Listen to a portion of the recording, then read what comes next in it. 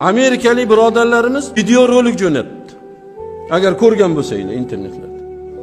Ko'chada jurnalist bir negr odamdan so'rayapti, "Ro'zamisan?" desa, "Ha, ro'zaman" deyapti.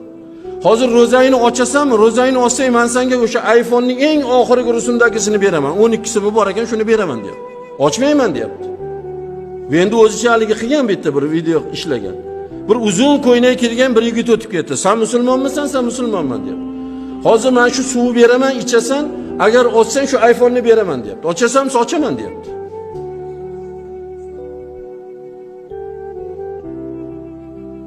Negir hayron.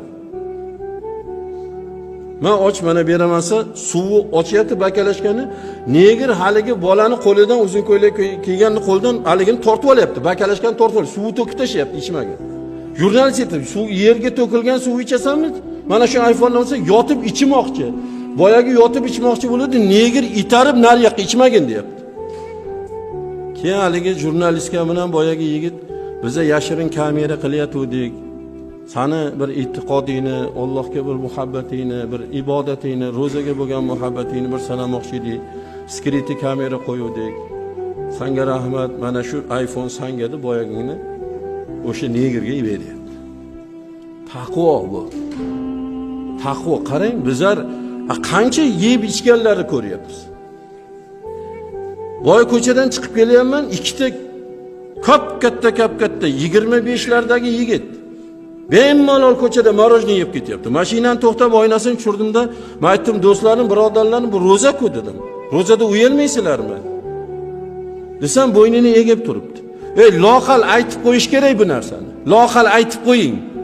Ko'chada ketayotgan tanishmi, notanishmi, bashara musulmonmi? Aytib qo'yish kerak, birodar, ro'zada uyaling. Sal hayo qiling. Bizlar shuni aytmaganligimizdan hozir ko'cha-kuyda bemalol musulmonni bolalar yeb ichib yuribdi. Buni kim eslatadi? Kim aytadi bu narsani? Bir yurtga balo kelsa, yaxshi yomonga barobar kelar ekan. Yaxshiga ham kelar ekan. Iymonli, ibodatli, taqvodir o'shanga ham kelar ekan. Yomonga ham kelar. Nima uchun unga keladi desa, yomonlarni yomonlikdan qaytmaganligi uchun balo kelsa, yaxshilarga keladigan balo o'shalarni yomonlikdan qaytarmaganligi uchun kelar ekan. Xudoy taborak va taolo kuntum xoyra ummatin ukhrijat linnas ta'muruna bil ma'ruf va tanhauna anil munkar. Sizlar ey Rasulullohning ummatlari, dunyoga chiqargan ummatlarning eng yaxshilari bo'ldilaringiz deyapti.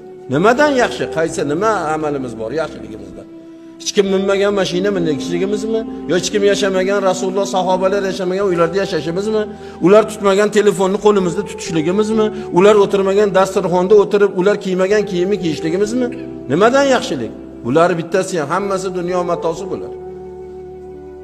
Ming yelmaylik, ming yugurmaylik, shahar, ming pul topmaylik, oxiri yetgan pulimiz birodarlar, bozorning eng arzon matosi suribga yetadi xolos. Oxiriga yetadigan pulimiz shu. Shuni sotib olamiz xolos. Dunyoga keldim, bozorga bordim, kafallik oldim, mozorga bordim. Shu dunyoning haqiqati shu. Undan boshqa narsa emas.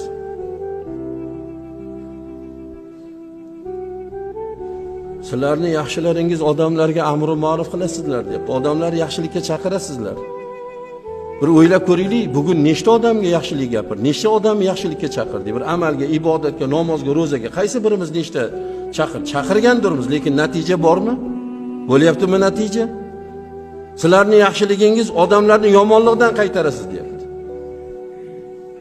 Ko'rgan narsani ko'rgan joyda qaytarish kerak.